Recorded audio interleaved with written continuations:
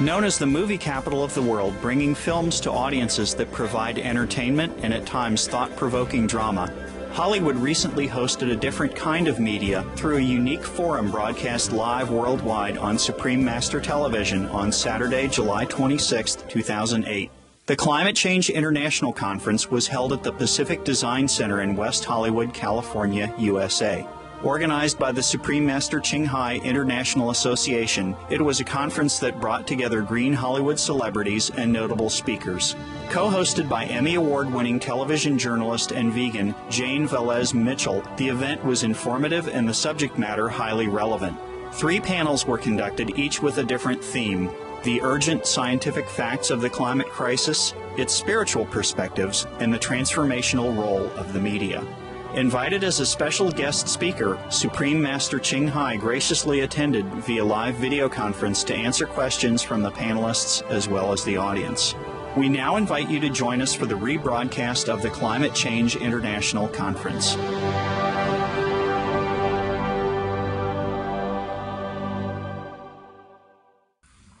My question is, why is it that Al Gore never talks about vegetarianism or veganism?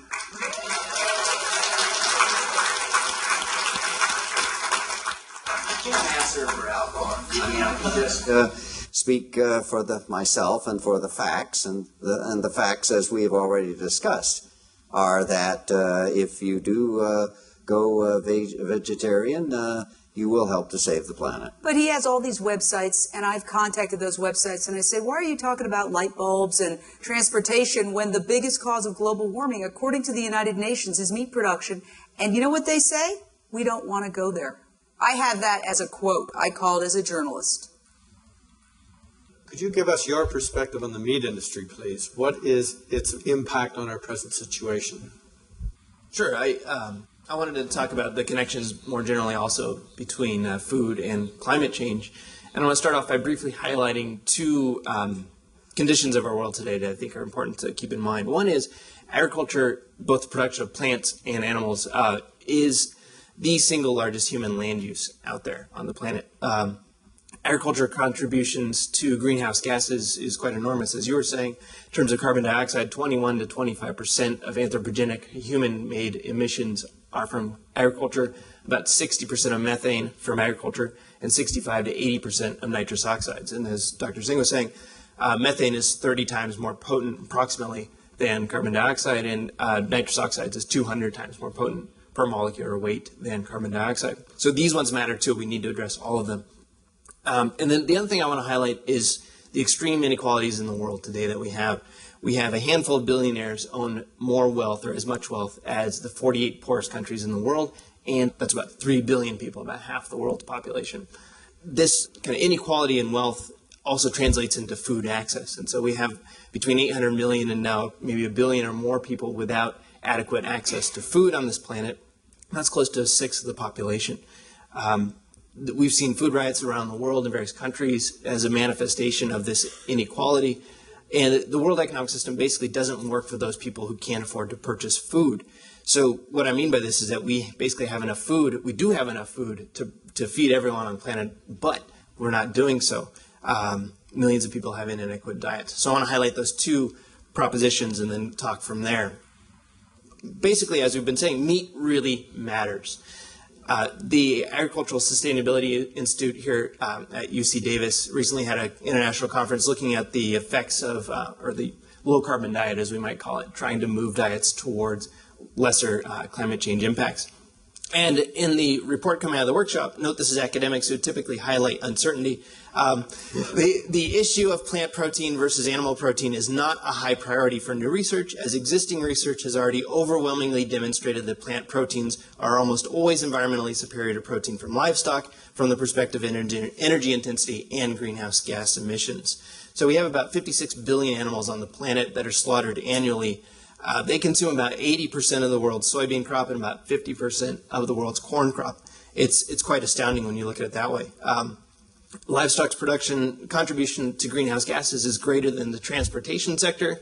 That's quite amazing as well, in that we usually think of driving and flying when we think of reducing our own emissions, or alternatives to driving and flying, like bikes and so forth.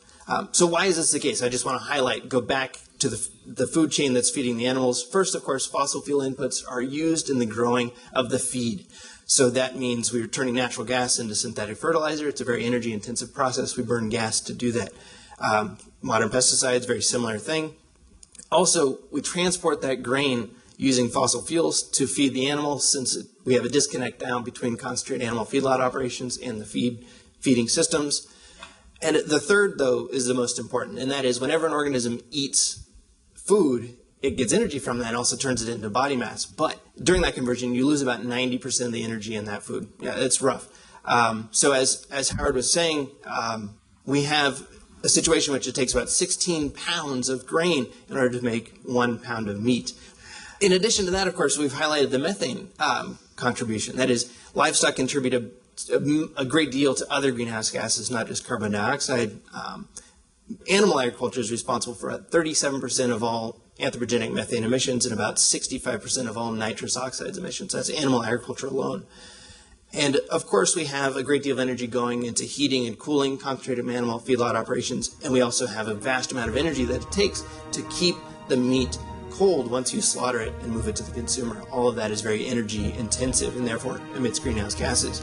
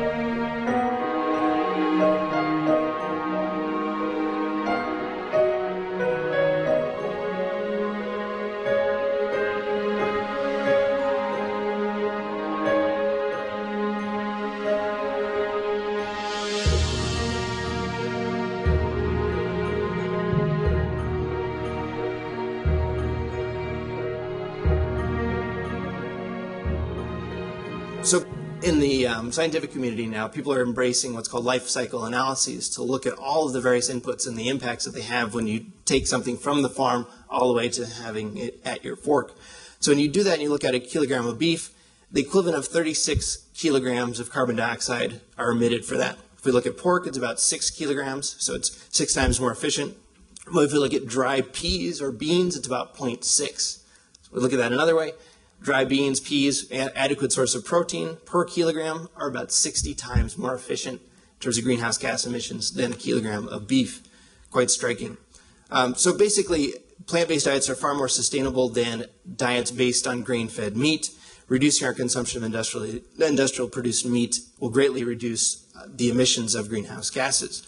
And in addition to that, we also face challenges in terms of plant-based agriculture. It's not just animal-based. We have to deal with the fact that most of our plant-based agriculture relies on fossil fuels, both as for mechanized inputs and also for fertilizer. So we need to move away from this, of course, looking at the non-renewableness of fossil fuels. We have to increase the use of legumes, that would be clovers and alfalfas, in order to make up for the nitrogen that we'll lose through the synthetic nitrogen that we won't be able to use in the future. And also we need to actually integrate livestock in a synergistic way in which livestock wastes, as they've been used historically, are actually used as fertilizers on farms to recouple those cycles. And then what I do want to say also is that just reducing meat and also increasing the sustainability of agriculture is not necessarily going to address the current food crisis. so that even if we take all the grain, or if we free up all the grain from all the meat that we eat, it won't solve the hunger problem because it's not caused by lack of food. It's caused by lack of access to food because of lack of purchasing power of the poor. So we need to address its root, which is poverty. And so I see the following as essential. We have to understand that our current economy actually concentrates power in the hands of the wealthy, and as Howard was saying, they have undue influence over our politicians. We also have to free ourselves of the ideology that free markets are going to solve our problems, and instead see that the rules of the market, we actually have to set them by society to serve social goals.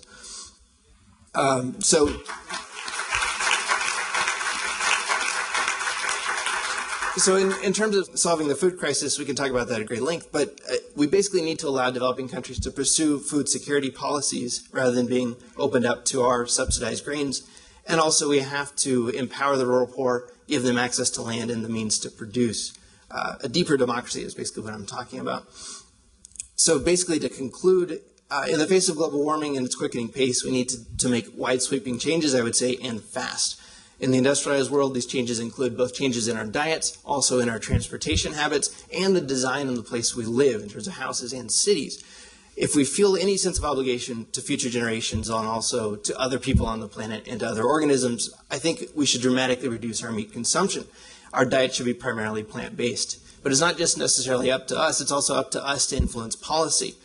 So we need to make the days of emitting greenhouse gas emissions with impunity, we have to end that, basically. We need regulations, we need incentives, a combination of those, and green taxes that will tax those most environmentally damaging activities. Before I end, I was going to pose a question to Supreme Master CHINGHAI, and that is, we've heard a lot about industrialized meat production. We've, I'd say, made a good case in terms of going vegetarian, especially in industrialized countries. But there's also charges of neocolonialism when the first world tells the third world what to do, or the developing countries. So what do you think about vegetarianism and herding cultures, say the Fulani or the Bedouin, and charges of neocolonialism? Thank you, Professor God. Yes, thank you for bringing this up. You see, anything natural, it should be good. Otherwise, of course, it's not good.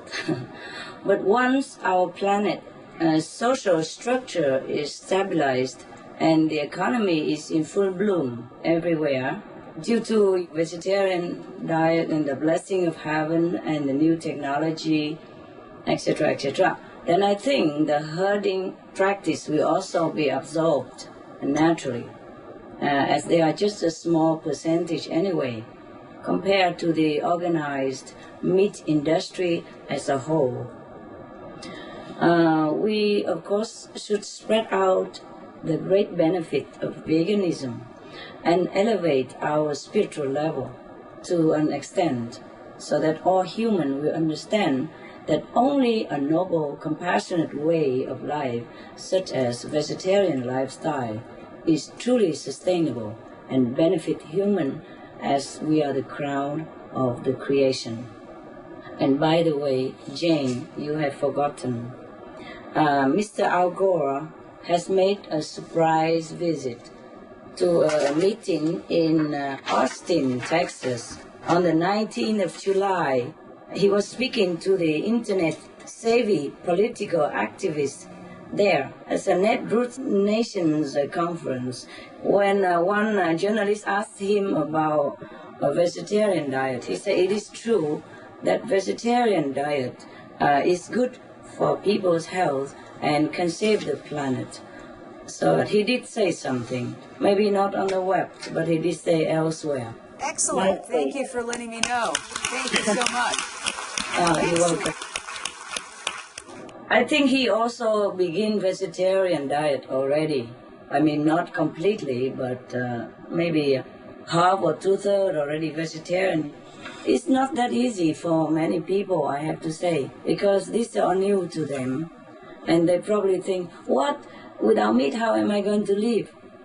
They forgot the cow and the elephant. They are so big and they live only on grass and simple leaves even. Thank you very much, Master and Professor. We'd like to open the floor again to some questions from the audience.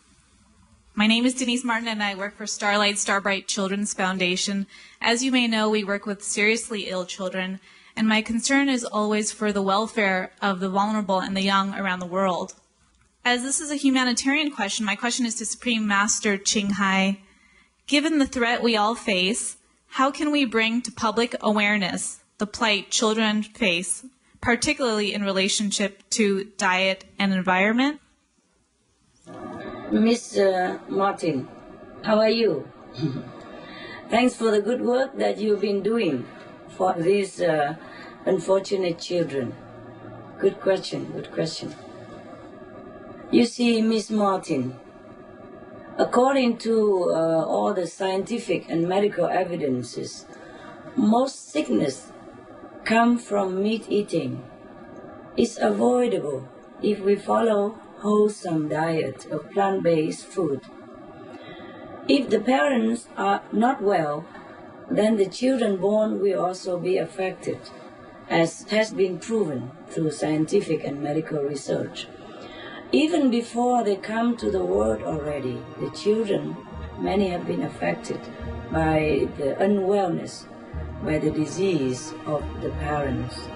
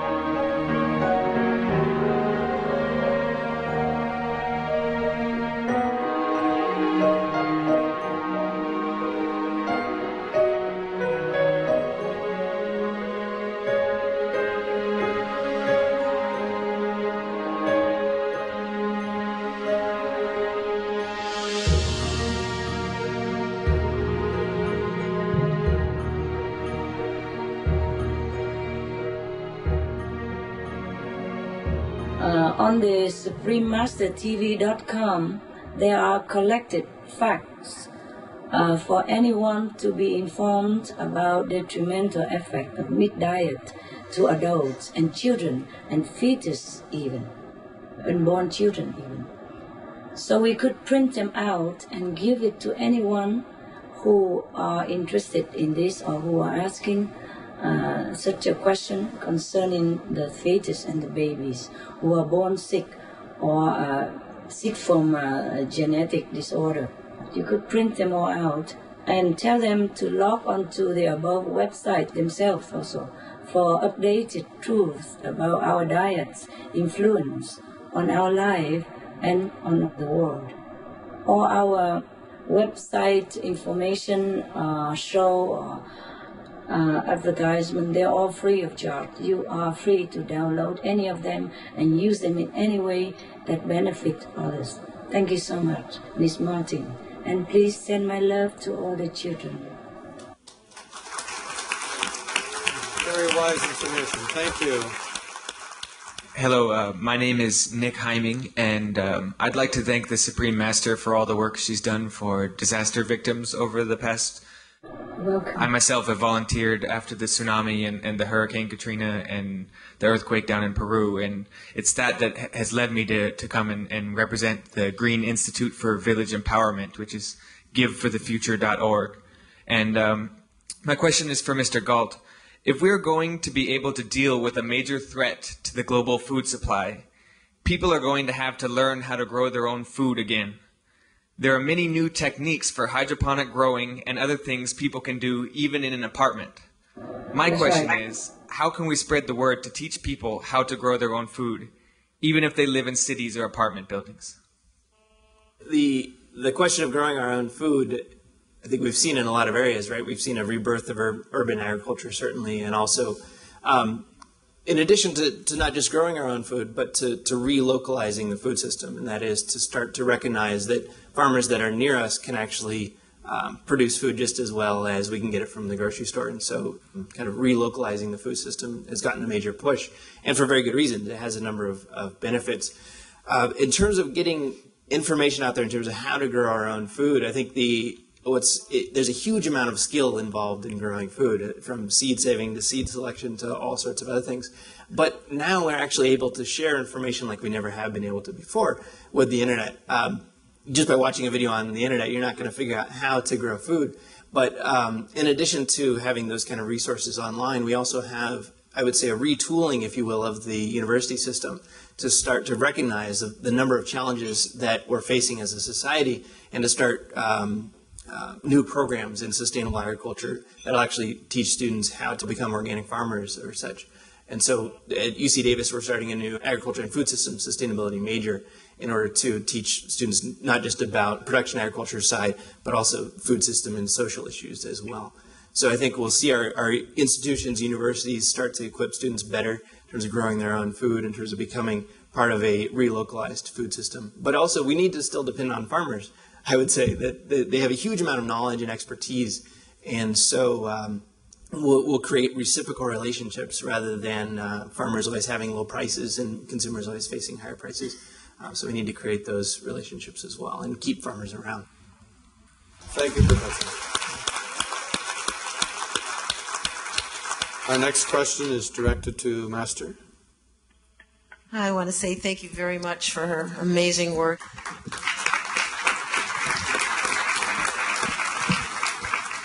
I'm Janice Belson. I'm the founder and director of Medicines Global, and I have the incredible opportunity of working with a lot of at-risk youth here, getting them to talk to each other. My organization is called Medicines Global. You can read about us at medicinesglobal.org. And one of the key points in our Outdoor Youth Ambassador program is diet, nutrition. And my question really is, it's clear that we must encourage school cafeterias to help our youth enjoy a vegetarian diet. The kids grow up eating potato chips and Coca-Cola, and they have such a very limited idea about what we're talking about. How can we encourage those that actually supply the food to our children to help us have more vegetarian choices? Thank you. Thank you, Janice. Thank you. Thank you for concerning about the health and happiness of the children. Thanks for your good heart. It has not been very widespread, the vegetarian diet, I have to say. Even up to now, many people who are vegetarian who has to be like a closet vegetarian for fear of being ridiculed and mockery. Now, I have appealed to all of the vegetarian and vegans people to come out and try to help as much as they can, because you are the heroes of the planet. There is no time anymore to hide or to worry about what people think about us anymore. We are good. We are good. We are noble. We have to spread the news for everybody to join the vegetarian circle in order to save the planet. Janice, I think you can talk to them and write to them and present to them with all the scientific and medical facts about the harmful effects of meat-based diet and the enormous benefit of vegetarian vegan diet. You tell the school to choose wisely as well with the same facts above, and pray that we change. On the SupremeMasterTV.com, you can have all the facts you need up to date about the harmful effect of meat. We have even all the scientists' name and all the medical evidence of the meat diet that harm people and gives so enormous sickness. Now, in Slovenia, even after my visit in Slovenia, some of the Waldorf schools provide now only vegetarian meals, and other schools bring their own meal. They don't cater meat anymore. So you can suggest the same to the school board of directors. Give the parents also the info, the sheets that you have printed out from anywhere on the internet or from our remastertv.com about the harmful meat diet and the beneficial vegetarian diet. Good luck and blessed be your noble endeavor. Janice. Some excellent suggestions. Thank you, Supreme Master. Thanks to the panelists for being here, and thank you, Supreme Master Qinghai, for spreading your love and action around the world. I would like to ask about the methane gas trapped under the permafrost layer. Could Supreme Master Qinghai and Dr. Singh elaborate about what research is saying and the risk to human health? Thank you. Dr. Singh have told you a lot already, and I ask his permission to answer your question. Roughly speaking, the research show that methane gas can cause headaches. I'm not talking about global warming and trapping heat and all that yet. Now, the methane gas can cause headaches, respiratory system, heart malfunctions, and in more concentrated dose, death by suffocation. It is similar to carbon monoxide poisoning. It is 23 times more deadly than CO2. And livestock produce up to almost 40% of global methane gas. Also accounted for 65% of global nitrous oxide, which is 310 times more lethal, more deadly than CO2, carbon dioxide. And they remain many long years in the atmosphere. And methane gas causes global warming to accelerate, and in turn, the warmed up ocean and permafrost will also release more and more methane gas, and also even hydrogen sulfide, which is credited with wiping out the 90% plus living creatures in our Earth history in the past. So it's not just methane we are worried about. It's so many gases from the ocean. And depends on the concentration dose. Just the hydrogen sulfide alone can cause irritation of different body organs, eyes, nose, throat, bronchial constriction, spontaneous abortion, impaired bodily functions, headaches, dizziness, vomiting, coughing, difficult breathing, eye damage, shock, coma, and death, etc. If concentrate dose is high enough, like, for example, 1,000 parts per million, ppm, then even one single inhalation causes immediately breathing stop and collapse. So there was some reports about animal farms in Minnesota which produce also hydrogen sulfide that causes people in the vicinity to vomit so much that they had to flee their own homes. And you can look for an article on July 17, 2008 on the Environmental News Network. And another incident on North Carolina in which residents from 26 counties are forced to stay indoor as the air quality was so poor and filled with pollutant, including highly toxic gas hydrogen sulfide from animals. So this article you can find also on the News and Observer, dated June 19, 2008. These are the recent events, and probably much more before. I'm sure these are not the single incidents concerning hydrogen sulfide produced by livestock. So other articles by the Telegraph on December 9, 2007 on the Earth Times also reported cases of deaths in other countries due to methane and hydrogen sulfide gases.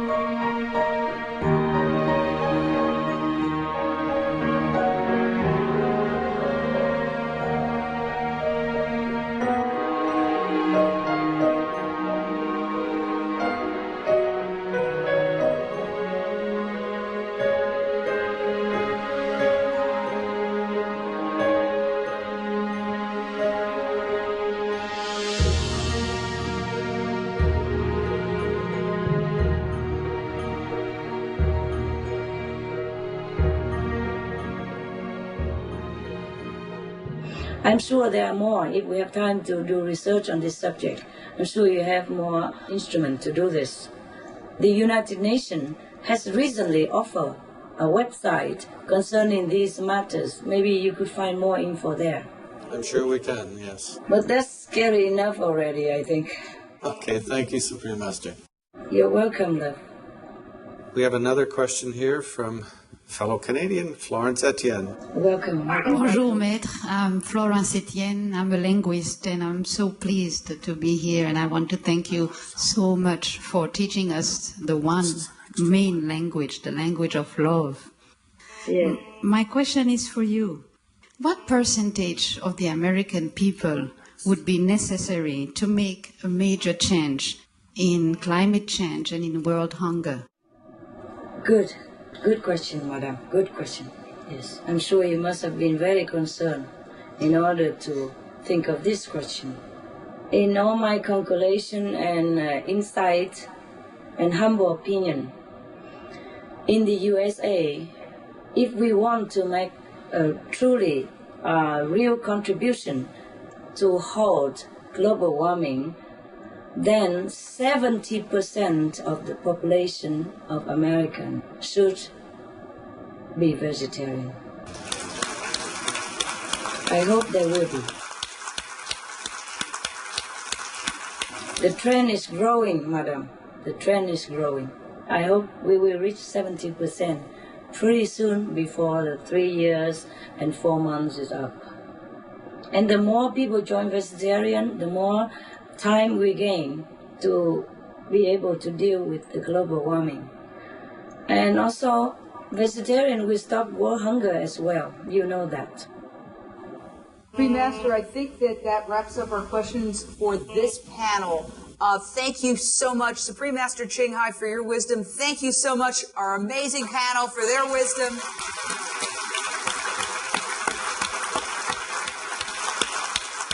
We have another extraordinary panel for you on spirituality, why all life is sacred. Thank you, Jane. Thank you.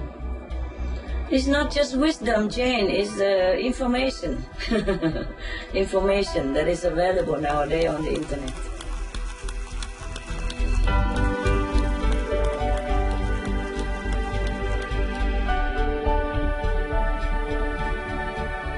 Now, I have appealed to all of the vegetarian and vegans people to come out and try to help as much as they can, because you are the heroes of the planet.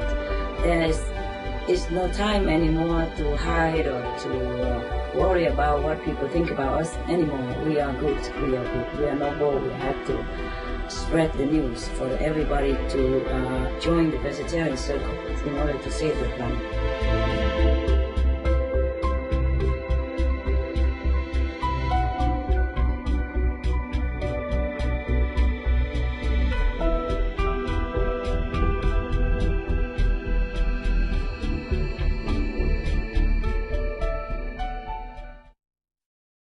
I'm investigative journalist and proud vegan Jane Velez Mitchell, and we are talking about how to save the world. People from all around the world are watching this broadcast, not just on the internet, but on satellite television, more than 14 satellites downloading this around the globe. So you in the audience and you at home, we are changing the world today. We have had amazing discussions so far, and it continues. Now we have a panel about spirituality and diet, and those two things are very, very linked.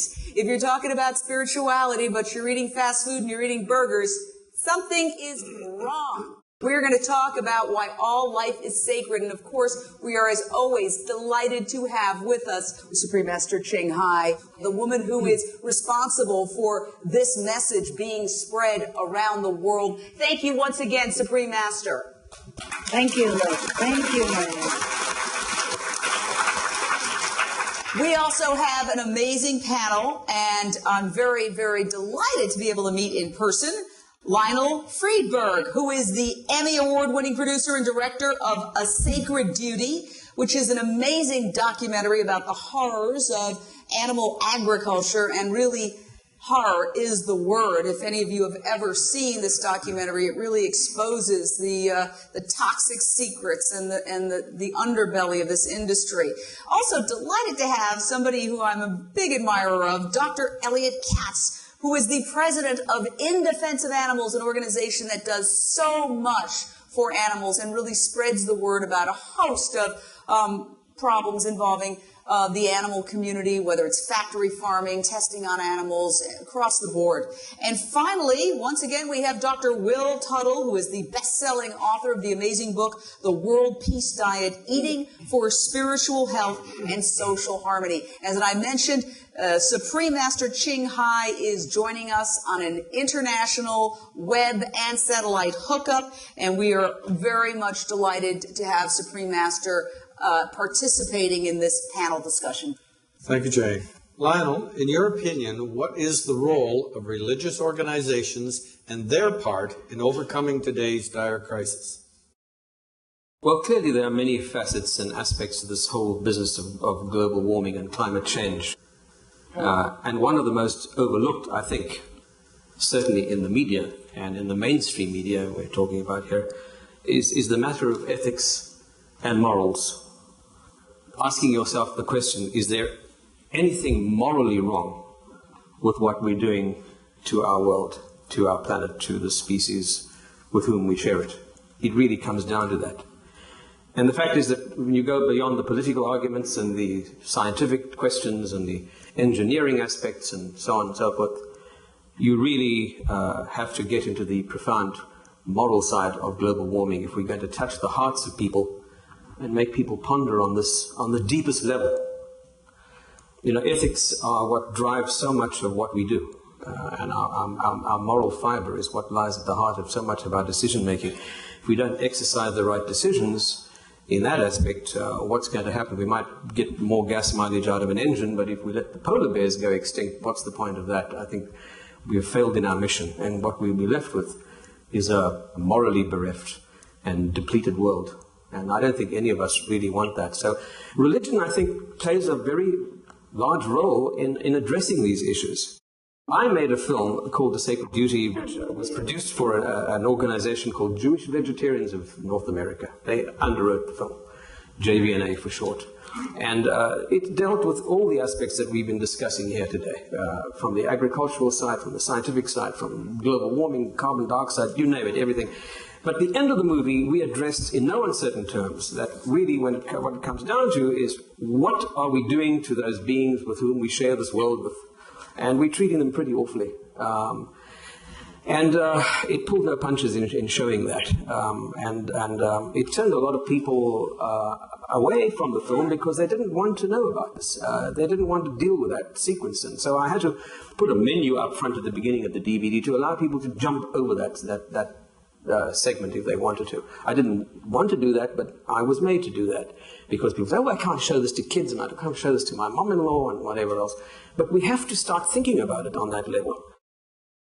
You know, we had hoped that with this movie, which was made by a Jewish organization, but it addresses universal issues. It doesn't specifically address Jewish questions. It was made by a Jewish organization, but it looks at what does the Bible have to say? What do the great books of the Bible have to say? The 5 books of Moses.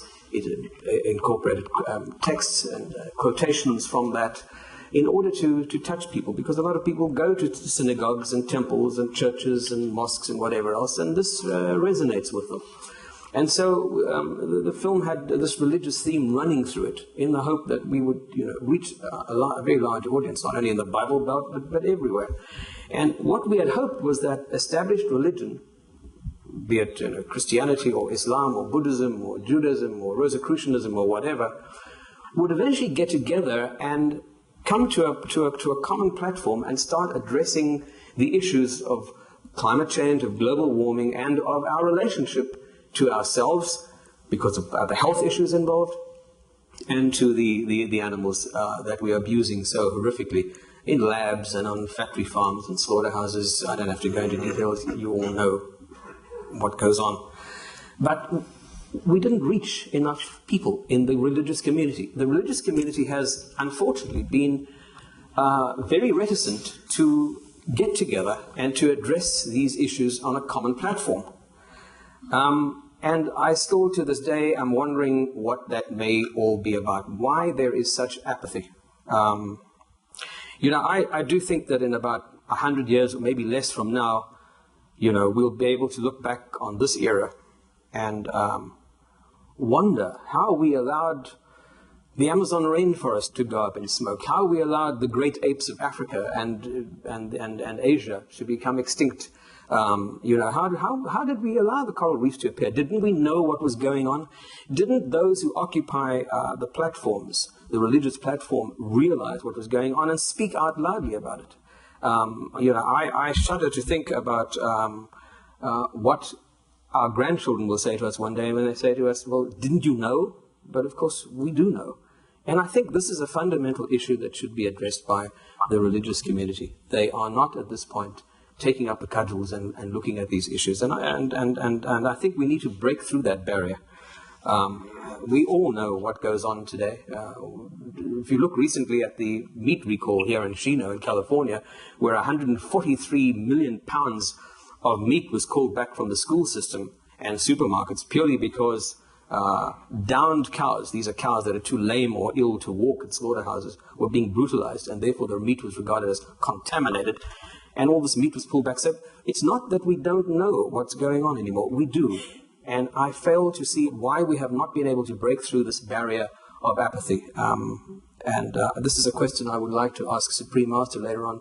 Maybe she has some insight into that. It's not that we're dumb or we're not informed. We've been to the moon and back, and we've got little robotic explorers out there at the edge of the solar system. So we have the intelligence to make these moral choices and question these issues, and we're not doing it. So, with all due respect, on behalf of my co-producer of this film, Richard Schwartz, who is the president of Jewish Vegetarians of North America, I would like to use this platform today and issue a challenge to the religious community worldwide through the platform of Supreme Master Television to come together and to start thinking about these issues and to become a little more vociferous about them, a little more vocal.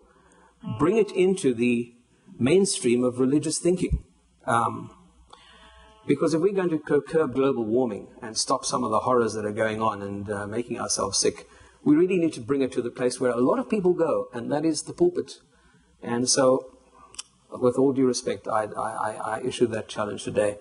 And I'd like to end with a question then to Supreme Master, and that is there any way that we can break through this apathy that is preventing people from taking up this issue and converting to a vegetarian diet, when the facts are clear as well? We all have access to it now. Yes. Hello, Mr. Freebell. Thanks for the honor. I thank you, first of all, for being so concerned. And you are right. I think the religious people and leaders should speak up about this subject, should be taking more of the leading position to help the public understand the great problem that we're facing and the solution to curb the global warming. But it's not going to be that easy or overnight. But I think right now, maybe we can just offer them, the public, the vegetarian diet. Even if the religious leader doesn't help us to give a hand in this, we can go all out and spread the news through internet, through flyers, through media, through television, and through word of mouth. We can offer them all the information that is very up to date now about the climate change and the solution. And right now, the only solution, the best, the fastest, and the most effective is the vegetarian diet. That is the major solution to global warming, as per scientific evidences even. I'm not even talking about the moral obligation and the karmic retribution from meat diet. But if we give enough information to the public at large, and if they care enough to forego animal food, to save the world, then their heart will have been enlarged enough to be more compassionate toward other species. And then they will understand gradually, naturally also, due to their kind living standard, that to love others is to love themselves. It will be more automatic mental attitude after the majority of the whole planet population turn to vegetarian diet. Now, once we have saved the world, we will have more time to help them to understand in a deeper level about compassion toward animals. Thank you, sir. Thank you. Thank you, Supreme Master Qinghai and Mr. Freeberg, for sharing with us. Dr. Katz, could you please share with us your thoughts on how compassionate living drives your own life purpose? All right. If I could start off, I'd like to read 2 or 3 statements from people whose genius, sensitivity have motivated me and whose footsteps I've tried to follow, and for my organization, that's the driving force for In Defense of Animals. The first one is a statement by St. Francis of Assisi. It's not to hurt our humble brethren is our first duty to them, but to stop there is not enough. We have a higher mission to be of service to them wherever they require it. The second one is by George Bernard Shaw. The worst sin towards our fellow creatures is not to hate them, but to be indifferent to them. That's the essence of inhumanity. This statement tends to get hidden from the public. There's been art shows around the genius of Leonardo da Vinci. His artwork is fantastic, thinking futuristically of things he's created. He stated, "The time will come when men such as I will look upon the murder of animals as they now look upon the murder of men."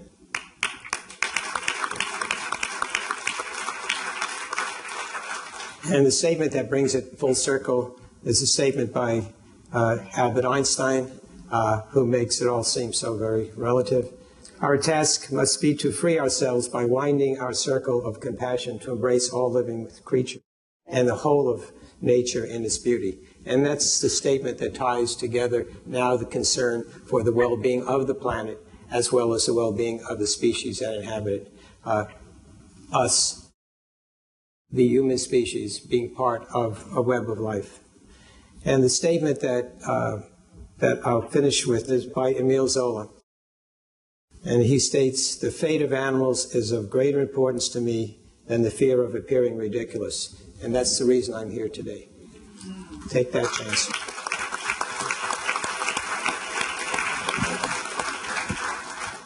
Several years ago,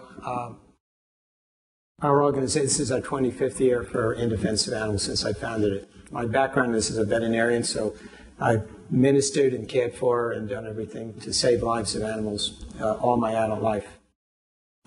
And the organization has been successful, very successful. We've got some groundbreaking victories. But several years ago, I realized that I was only spinning my wheels or doing Band-Aid cures that to stop cruelty and so forth, that unless the paradigm changed, the way we perceive as a species, other species, that it's time that we stop seeing them as resources, seeing them as just commodities, objects, property of things. And as long as that is the main paradigm, that we will always continue to exploit them and harm them and abuse them and not think in terms of them as compassion. And the question was raised before, why doesn't religion do more? Religion, to a great extent, has been the major factor why animals are considered down here and we are considered way up there. And that's because religions, many of them don't believe that animals have souls and we have souls, and therefore, why should we care about these beings that have no souls? And that goes back to the days of Thomas Aquinas and so forth in Western society, to looking at that and saying, why care? The man who came up with what goes on in laboratories, vivisection, Descartes, in his day, they tortured animals experimenting on them because they believed that the screaming of a dog was no different than the ticking of a clock. That animal was simply a mechanical being. No soul, no sensitivity, no intelligence. Well, we've learned differently over the years thanks to people like Jane Goodall. But these are the factors that keep the major separation. And this goes on. So several years back, I started a campaign to change the concept and the paradigm and started promoting the use of the term guardian. So for people who have animal companions, probably maybe some of you have heard already, do your best never to think of yourself as the owner of your animal companion, but as their guardian, their protector. And Mayor Prank of West Hollywood, several years back, they were about the third or fourth city in the United States that changed the term owner in their ordinance to the term guardian.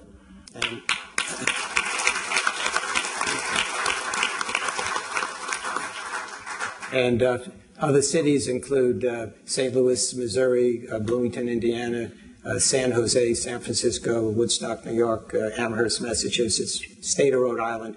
And we're hoping soon to have Beverly Hills, to have it happen. We're working on that. So this is critically important. Action follows language.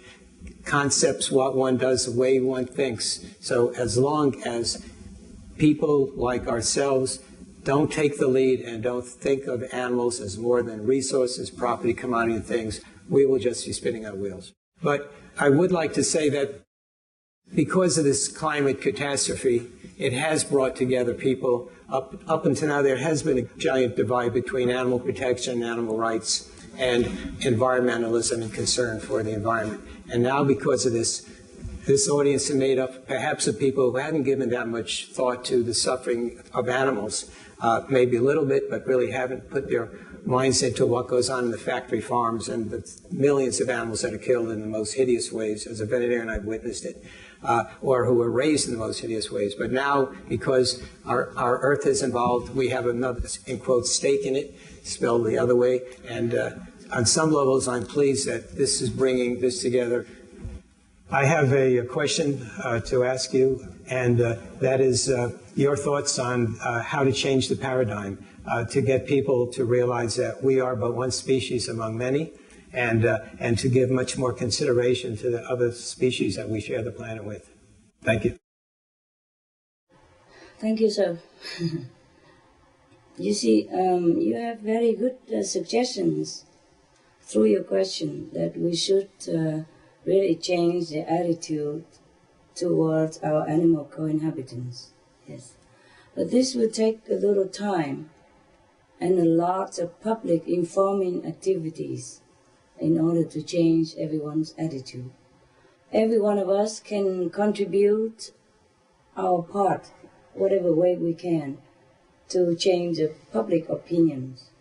I wrote 3 books, The Dogs in My Life, The Birds in My Life, and The Noble Wilds, in the hope that I can give as much information as possible to as many readers as possible, so that they understand and accept the fact that our magical animal kingdom has a lot to offer and has a lot in common with us. In fact, some of them are more endowed than us humans. And I have suggested to use the word our co-inhabitants in the Supreme Master TV in referring to our co-inhabitants, animals. And some people already use caretakers, a guardian, a human companion, etc., etc., instead of pet owners. It's a good sign, and I hope this trend will be more common in the future. But even if they say, okay, I'm the owner of the dog, it's just a term to refer to his companion. But if he treats the dogs well, humanly, compassionately, and lovely, then it doesn't matter. We also don't mind. As long as people mentality have to change, they have to look upon our animal co-inhabitants with all due respect and understanding. The best would be that they can communicate with the animals. But you see, at least if we have domestic animals, we should love and respect them as family members and give them names and comforts and the way we would like to be treated. My books also to let people know that we can really communicate with animals just like the way we can communicate with our family members or friends. Therefore, I even suggest with the Supreme Master Television to list all the animals, psychics, the animals communicators on the television website and the television screen. People can refer to it and really can test it out. They can call any of these animals, communicators or psychics, and talk to them about their animals' feeling and wants and habits. You can test them even. Suppose these animal psychics never know where you live and never know what your dogs look like even. You just give them the name of your dog. And then he will tell, or the animal communicators, or you call it psychics, can immediately tell you the intimate details about your dog. Then you know that he really knows. And then you can ask them further question about what your dogs want, and is there any question from the dog's part or anything that the dogs request from the companion, the human caretaker. So nowadays, there's no excuse anymore to treat animals the way the majority of us used to do. So it is good that we have a television and good that we list all these communicators. And it's a little good of me to write these books to inform people about what I know about animals through my communication and interaction with them, internally as well as externally. I think everybody should begin to realize that animals really have soul, and they're just like us. They're just like us. They're just different shape, just like different flowers. Some big, some small flowers, they're all flowers. And living beings, some big, some small, some 2 legs, some 2 wings, they're all living beings like us. Thank you, sir, for bringing this up and giving me a chance to explain. And God bless you. Thank you.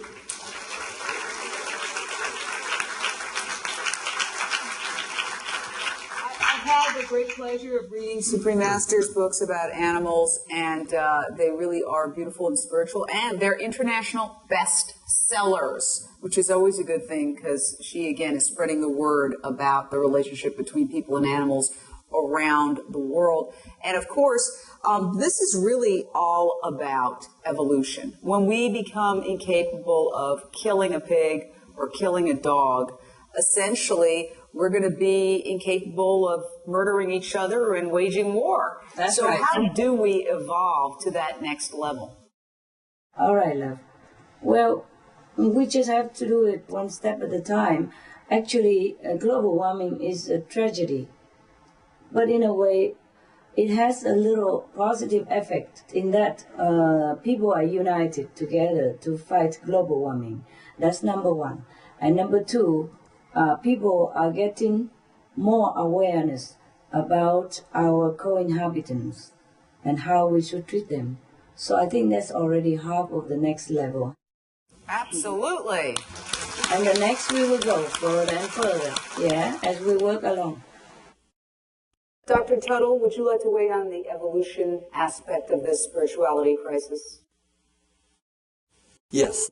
What I've discovered in my research into this for a long time is that all of us have been born into a culture that has an underlying hidden core that it is taboo for us to discuss.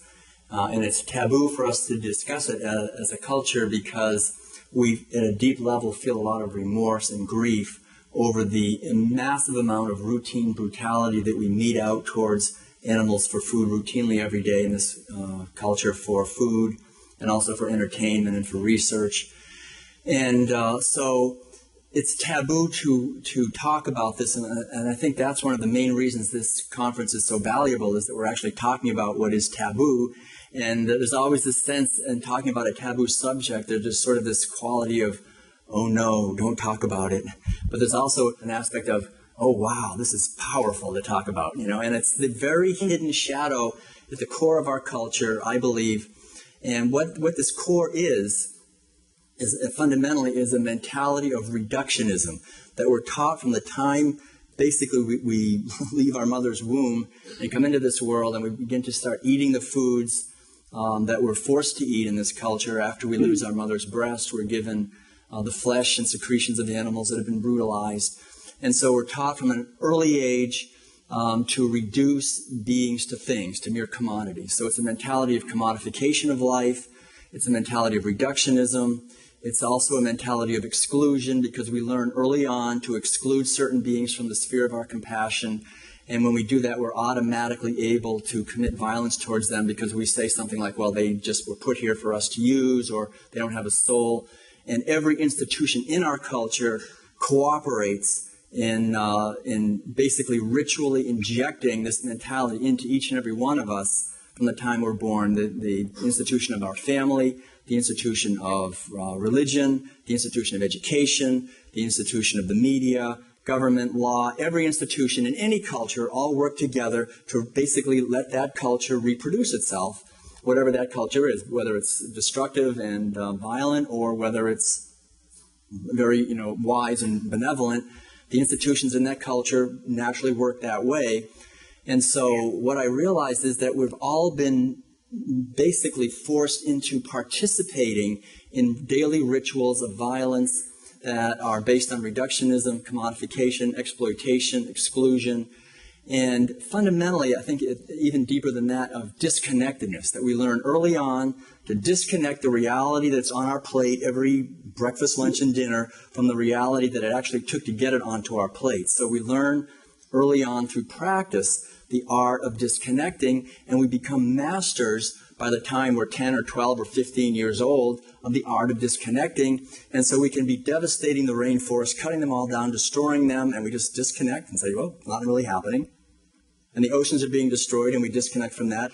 And so I think at the core of this whole fundamental cultural taboo that we're talking about here today is a mentality that our culture yearns at its very soul and core to transcend, to evolve out of.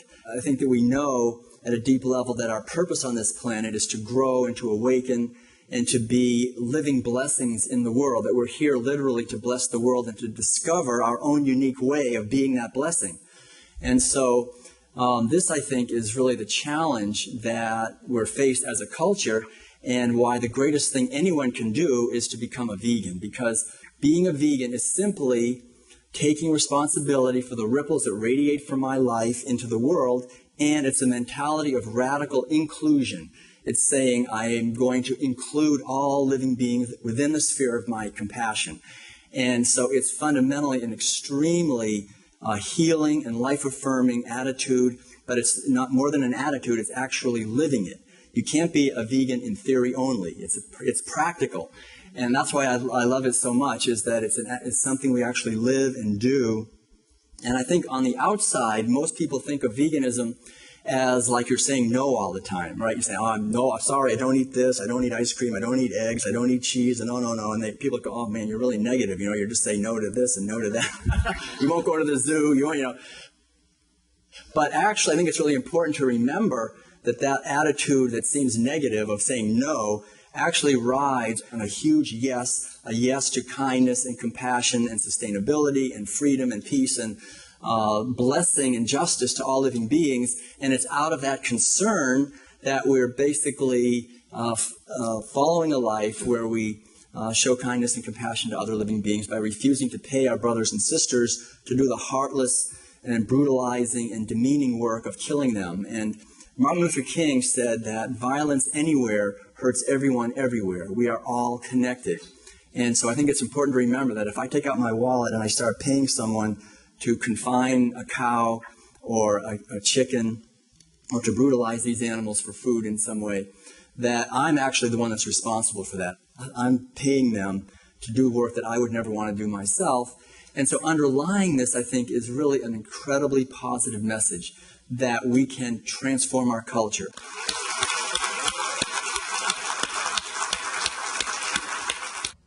In the World Peace Diet, one of the things that early on in the book I talk about is that the last revolution that this culture ever experienced was about between 8 and 10,000 years ago, and I call it the herding revolution, where we basically, actually it started in the country that is now Iraq, started to own animals. The first time people started owning animals, seeing them merely as property. That was the fundamental reduction. And with that came everything else. We started owning human beings. Slavery happened. We started having this rich elite that emerged. And they owned the capital. Capital means head, as in head of livestock. So the first capitalism was 10,000 years ago, with this wealthy elite that emerged that owned the capital. They wanted more land. They wanted more capital. The fastest way to get rich quick back then was to steal, was actually to go to war and fight against other capitalists to steal their livestock or to win their livestock by defeating them in battle. The very first word for war in this planet that we know of is the old Sanskrit word gavya, which means simply the desire for more cattle. That was the first word for war, and people who lost, basically their livestock became the property of the ones who won, and the men became slaves, the women became concubines, and it was really a brutal time, and it brought out the worst in people. The men had to become hard and tough and brutal and disconnected from their feelings. Women became reduced to mere property that were bought and sold like chattel property. If you look at the very first writings that we have, the ancient Epic of Gilgamesh, the old Sumerian writings, the Iliad, the Odyssey, the Old Testament writings, the first ones, you see by the time the historic period emerged 3,000 years ago, the whole thing is established. There's slavery, and there's women are property, and wildlife has also been reduced to being the status of mere pests. They maybe will interfere with our livestock, so we want to get rid of them. And whoever owned the most capital, the most sheep and goats and cows, they were the ones who controlled society. They controlled all the institutions. They controlled religion and education. And is it any different today?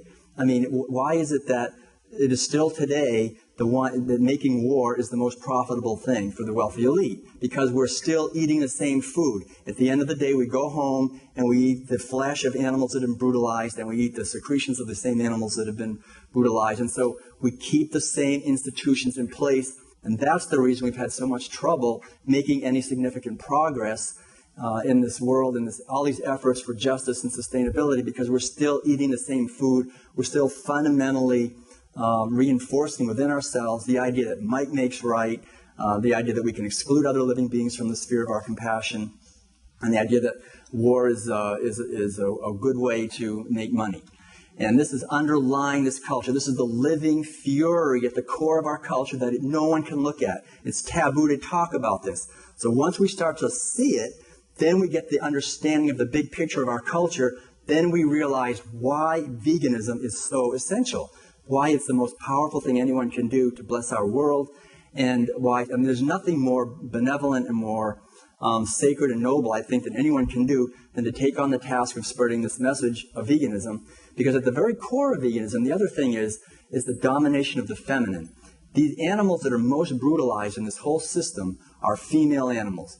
On dairy farms, on factory farms for pigs, chickens, cows, fish, all of this stuff, basically it's the female animals and the female reproductive cycles that are mercilessly dominated.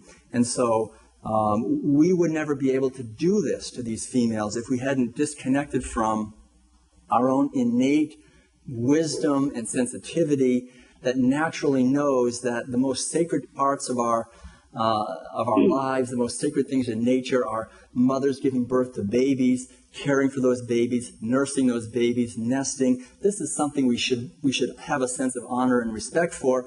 And yet dairy farms and all these places, the females are confined, their babies are stolen, we take away their products. And so it not only does it harm them, but it harms us. The ancient spiritual teachings of all the traditions emphasize when you harm someone else, you harm yourself more than you harm them. That whatever we would want most for ourselves, we should give to others. So if I want freedom and peace and joy and love for myself, I'm called to give that to others. If I give to others misery and enslavement and domination, then we end up being dominated. That's why we find more and more our culture, we are becoming enslaved, is because we are enslaving others. If we want to be free, we have to free others. And this is the teaching of liberation that I think we all know at the core of our being.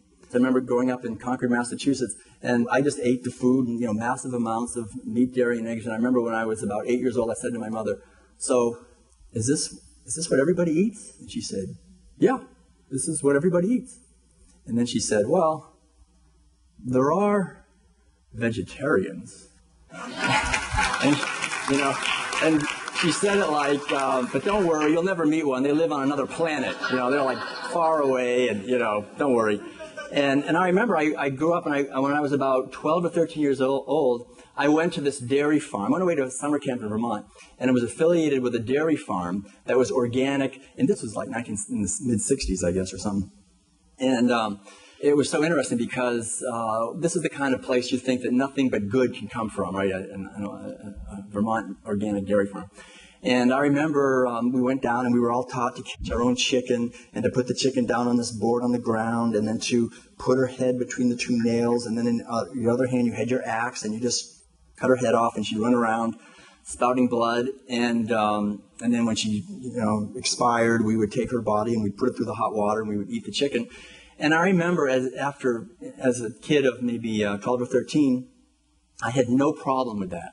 I had been well indoctrinated. I had gone through 12 or 13 years of intense indoctrination 3 times a day, and I knew, as a matter of fact, that a chicken is just a chicken. It has no soul, and it was put here by God for us to use, and if I didn't eat this chicken or this meat, I would die within 24 hours of a protein deficiency. I'd be dead. So you just have to do it. It's set up like that.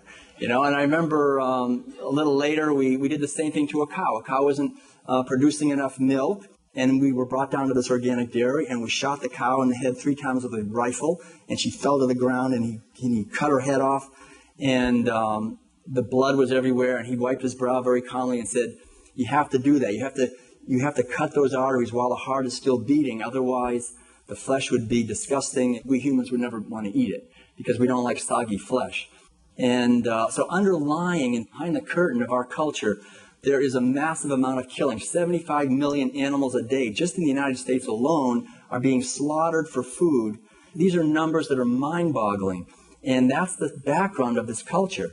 And unless we begin to look behind the curtain of our denial and come to terms with this violence, not only to the human beings who have to do this kind of brutality on a massive scale and what it does to them. If you just read books about what slaughterhouse workers and factory farm workers go through, the violence, the spousal abuse, the drug addiction, the alcohol addiction, the misery in their lives, about 1 billion people are chronically malnourished and hungry. Another 1 billion people are chronically obese and overweight because they're gorging on grain-fed animals. And the massive devastation to the environment and the disconnectedness underlying that's been injected into us by our culture and by our religion, by every institution, because we don't want to look at this because it goes against our fundamental nature.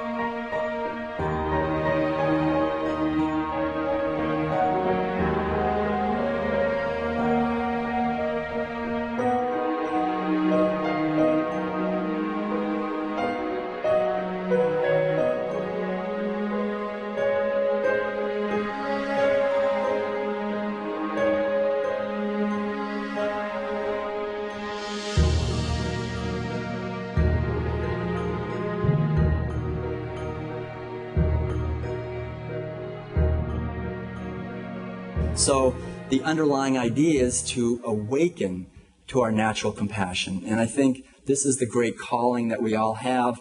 This is the underlying benevolent transformation, benevolent revolution, benevolent evolution that our culture yearns for and longs for.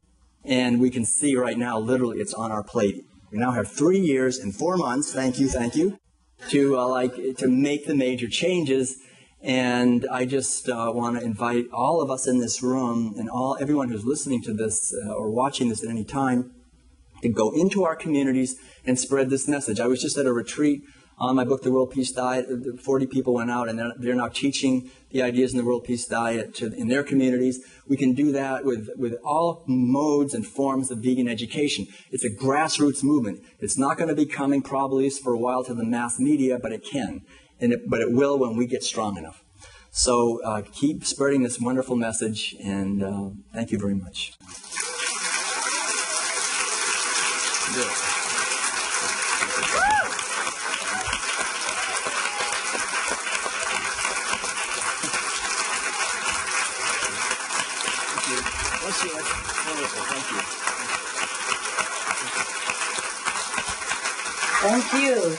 Thank you. What a fascinating conversation and discussion we're having. If only every human being on the planet could hear this discussion.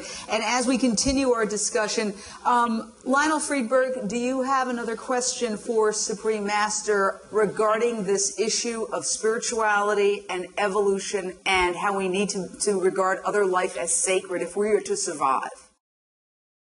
I would like to get some feedback from you as to your audience. Are we actually getting this message through to people? And if so, how are we able to extend? I think Supreme Master Television is a wonderful institution, and I want to commend you from the depth of my heart for what you are doing. How can we get more of this into the world, into society? How can we reach more people? Is there anything that you can advise us on this? Thank you, sir, for trusting me. We are doing just whatever we can, not just on television, but the people from the association, they're going out of their way, they're printing thousands, hundreds, thousands, millions of leaflets containing the information about global warming, SOS, and the alternative lifestyle of a vegan diet. And they go out, they put the flyers in their pocket, in their handbag, and they distribute it wherever they go, on the bus, on the train, in the restaurant. I even do it myself. Whenever I go out and when I see some appropriate situation, I would also hand out a leaflet about SOS and vegetarian diet. And also nowadays we have emails, we have internet. We do whatever we can. There's no other way that I can even suggest. What you are doing already is very wonderful. And what Dr. Turtle has been doing is wonderful. He wrote books. Some people wrote books. Some people go on TV. Some people go on radio. Some people write articles on the newspapers. Some people go out and distributing flyers. And some people gather information about vegetarian diet and the urgency of our planet, and they just give it to everyone that they can. And that's all we can do for now, so. Or else I think we can hire an airplane and go in the air and let all the flyers fly down everywhere. What else do you think we should do? Maybe you have a better idea. The government must involve. The media must involve. Because it should be official, the vegetarian diet.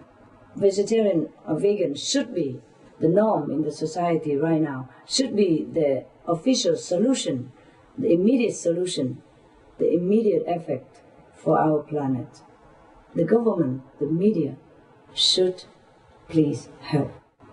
Anyway, we could spread out whatever way we can, because if the government and the media doesn't join us, then we're a little bit short and maybe slow, but we do it. We do individually whatever we can. All the vegetarian, vegans, people out there, please just print any leaflet you can concerning urgency of the planet and the benefit of vegetarian diet in connection with saving the planet.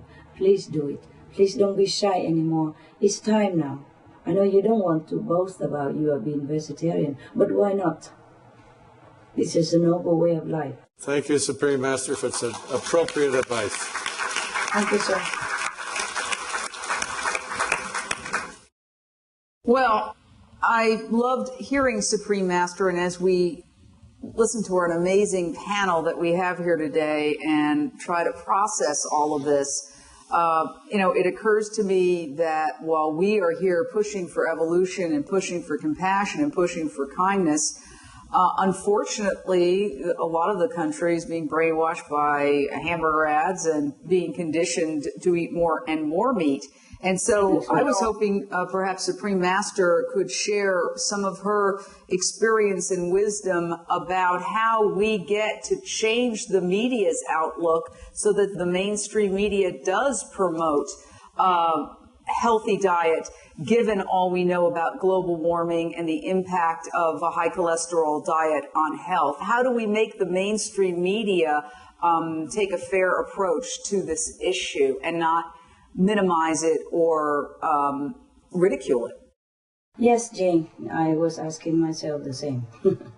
But you see, somebody has informed me that the media are sometimes or oftentimes controlled by a big corporate company, and sometimes they are even mid-corporate. So we can go direct to these so-called bosses by approaching them personally, talking to them, or sending them email, giving them leaflets. We change from the root. And once the boss changed, maybe the employee changed. And I also do hope that the journalists, the reporters, the media agents do remember their noble job as informative agents for the people. That's why people buy newspapers. That's why people watch television, because in a daily life, everyone is so busy to earn a living. So they rely on the noble journalism to inform them what's going on the planet. They also rely on the government to do this job for them, to lead them into the right and beneficial direction. Well, just in case some people want to know about how precious our life is and how we are really treating this kind of precious life, I'm going to give you a very brief info. I think you know some of it already, and maybe some of you don't know. Some people out there don't know. So I'm going to inform you about the cost of meat diet in our lives. Apart from costing life, they are costing a lot of taxpayers' money. And I'm surprised that we are paying all that and no complaint. Hard-earned money just wasted down the drain. According to the University of Pennsylvania and Center of Disease Control and Prevention, and the Dr. Colin Campbell, or these three agents have told us that the cost of meat for health alone, to take care of the people who are sick because of meat, the cost of it in the United States alone is around 120 to 150 billion of dollars per year. Just for taking care of health-related, how we treat our life. Because we eat meat, we get sick, and then we have to work hard to pay tax, to go to the hospital and get dissected, get probed, and get injected. Okay, now the cost of cigarettes per year for taking care of health-related problem concerning cigarette alone in the United States is 96 billion.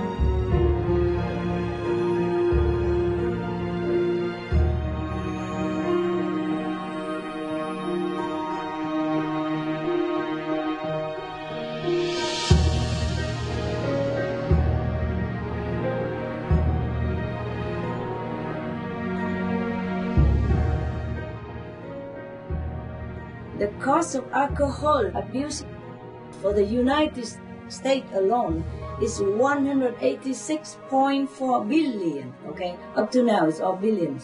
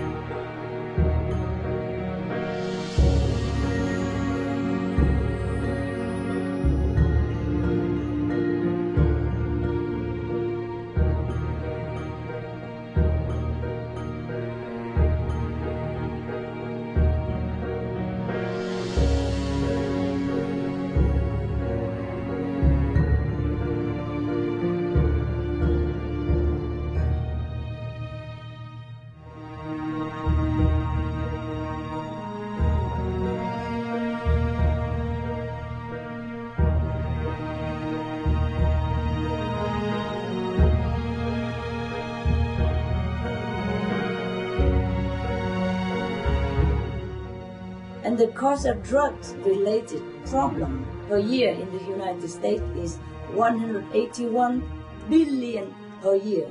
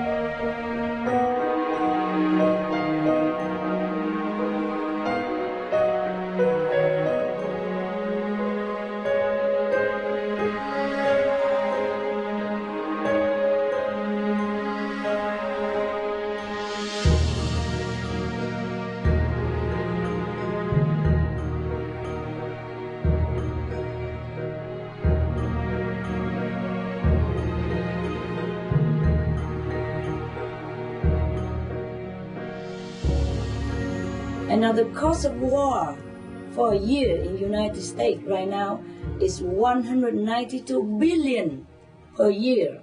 Add them all together. This is all your money. Down the drain it went. And all this is from the World Health Organization statement, from the White House statement about drug control policy, and from U.S. congressional research about arms control and non-proliferation. It's not for me. And the war cost is about weapons yet. It's nothing to do with even damage or rebuilding or helping the wounded personnel and soldiers and innocent civilians as well, etc., etc. So this is really too much. When we think of how we treasure our life, how we want to live long, how we want to be healthy, how we love life as is. Nobody really wants to die. Nobody really wants to get sick. But look at how we treat our life. We poison our system of the body by meat, by cigarette, by alcohol, by drug, and by war as well. This is not the way we should treat the precious life that we got. The more we say we love life, the more we should look at all these facts and turn around. I'm not talking about spiritual yet. This is only the cost of all the poisons that we've been taking into our precious temple of God, which is the body. I'm surprised. How can people don't think about it?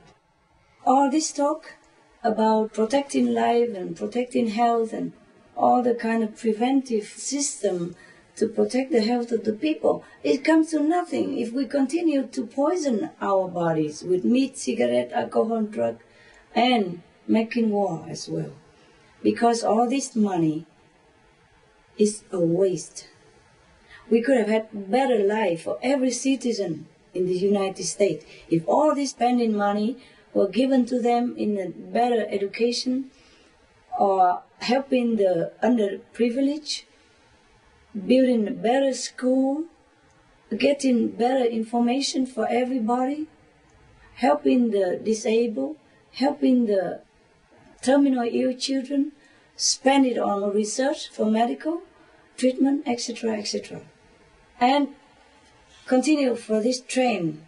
One serving of beef, we use 1,200 gallons of clean, good water. One serving of chicken, 330 gallons of water, clean and good. And one complete vegan meal, including rice or bread, and tofu, that is full of protein, and vegetables. It costs only 98 gallons of water. Now we are complaining about shortage of water everywhere on the planet. We're complaining about shortage of food. We use 90% of grain to feed animals instead, and we leave 862 million people hungry. That is 2008 alone. For the grain that we use for livestock, we can feed 2 billion people, many times over for the war hunger people that we have right now. So I do not understand, truly, from all the intelligence that I have, would somebody explain to me what kind of world we are living in, and what kind of policy we are following, and what kind of kindness we're doing to ourselves and our fellow beings, not to talk about animals yet. Because we cannot even love our own species. So it would be incomprehensible, of course, for many to understand how to love animals. Now you know why. In Ohio alone, the climate change is going to cost that state $1 billion because the water bordering of their state, the lake, will be going down drastically due to climate change. And they will have to rebuild their harbors and infrastructure to meet the new level of water, new demand. So the climate change, it will cost more. And why? Because of meat diet. All we do is just forsake that piece of meat on our plate and replace it with protein from vegetable kingdom. We have food to eat. We have choices, and they are wonderful. They are nutritious. It's not like we don't have choice. We don't have to kill to live. We don't have to degrade ourselves into murderous agent of the planet. We can live and let live. The way it is right now, it seems like we will be working forever busy, just to pay tax. Because we earn the money, and then we have to pay tax so that we can have our sickness repaired, our body checked up, and that not even guarantee that we can live. That is the point. So much suffering, so much medicament, so much blood test and X-ray and operation and all that. All this doesn't even guarantee that our life will be saved. Due to the way we don't treat ourselves kindly, due to the way that we are taking poison for food. Meat is poison. Scientifically speaking, physically speaking. I am going to leave out the religious aside right now because, people will think I try to convert them. I don't want to convert anyone because the more I convert, the more I have to work on me, yeah? So it's good enough for me if people just go veg, do good deed. That's all I ask. Go vegetarian, do good deed. Yeah? Whatever good, you do it right away. Whatever bad, you stop. Doing good right now, including saving the planet. That means go veg as well. So it's all boiled down to going vegan. Okay, if you cannot go vegan, please go vegetarian first. Because if we don't eat meat, even though we eat cheese, there will be much, much less stock raising. And it would be much less killing on the planet. And it is the killing karmic retribution that contribute to the danger of our planet right now. But just scientifically speaking, meat eating contributes to 80% of global warming and pollution.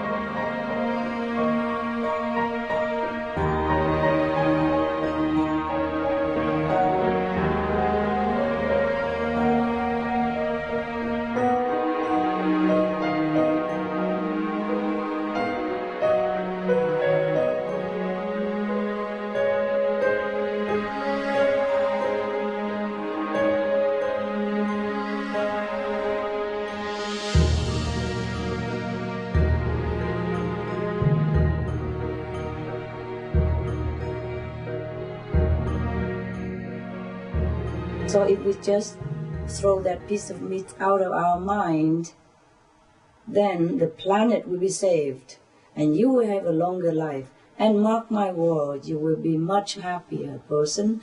You will be less anxious, sleep better at night. You will have no sickness. If all the planet people go vegetarian, we will have no sickness, almost zero.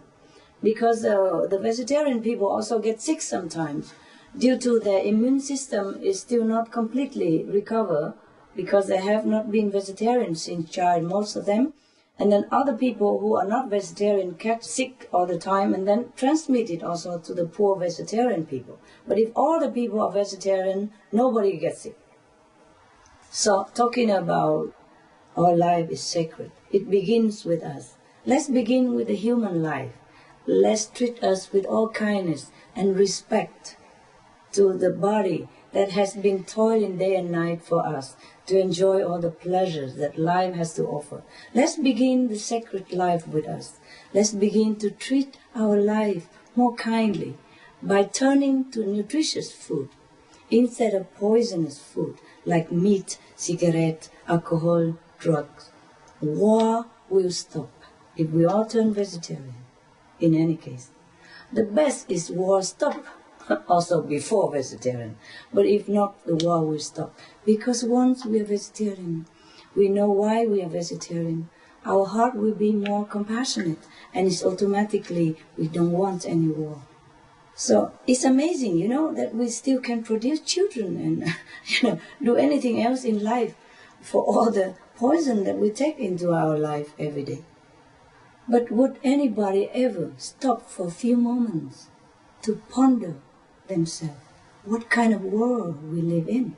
Is this the kind of world that we want? That's it. That where we have to kill to live, or we have to murder lives in order to survive, or we have to even murder each other to survive. This is not truly the kind of life, the kind of world that we want to live in. We want a better world. We want more compassionate, loving world. So we have to turn around and work to build that world. It's a good thing that we should not be extravagant, yes, but extreme asceticism also very tiring for the mind, and the mind will rebel. Anyway, so we have to treat ourselves nicely, no extreme, because God has created all things for us to enjoy, yeah? Asceticism is not going to save our world, extravagant either. So God has created enough water for us, enough food for us, to last even forever. If we but know how to stop abusing the earth's resources and her sustenance, we should not kill our fellow beings to satisfy our greed. And this is the main point of planetary problem right now. Our overly spending of our moral merit and world resource. All this changing bulbs and new car technology and sparing water, don't take a shower too long and don't turn on the tap water while you're cleaning your teeth. All this is fine, but they are just scratching the itch outside of the sock. It will not ease our itch. It only makes matter temporarily forgotten and cover the real problem and cover the real solution. It just distracts us from our real goal, real solution. Yes, and the planet will get worse if we just keep doing these scratching outside the sock things. Yeah, we have to scratch on the skin if we want to ease our itch. What I mean is, we have to address the main wound. That is the meat production. And everybody who has the chance to know and has the power to know should know by now that meat production is the main cause of global warming. And stop meat eating is the main solution to save the planet. I do not understand why we don't go there. If somebody with intelligence explain this to me, I will be very grateful if I have a good answer for that. Meanwhile, we just have to continue doing what we do because we need to save this planet to pass on to our grandchildren. If we live the way we do now, meat eating, drug, alcohol, and cigarette, all that, and killing each other, killing the animals, I don't know how we really can answer to our own conscience. I'm not talking about religious obligation, nothing at all. Yeah. Ever wonder what kind of example we want to offer to our children when they grow up? Yeah, from all the goodness, the well-mannered that we expect from them. Yeah. If we tell them to be frugal, or don't take shower too long, or even don't leave water running while brushing their teeth and all that. And even suppose we don't take bath anymore, even all of us. Suppose we don't brush our teeth anymore. Suppose we don't even drink water. How much water do we save? 30% more or less. What good will that do to us? When we just stop eating meat, then we have 70% plus water to use. You can take as long bath as you want. You can have 3-4 swimming pool in your house. Nobody will say anything. And you will never feel any guilty. You never done anything harm to the planet. Just leave that piece of meat out of your diet. Let peace begin on your table. Thank you, Supreme Master CHINGHAI, for such thought-provoking information.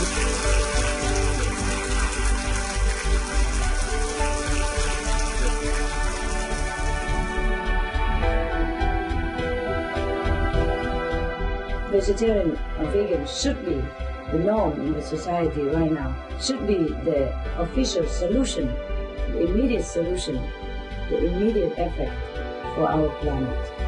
The government, the media, should please help.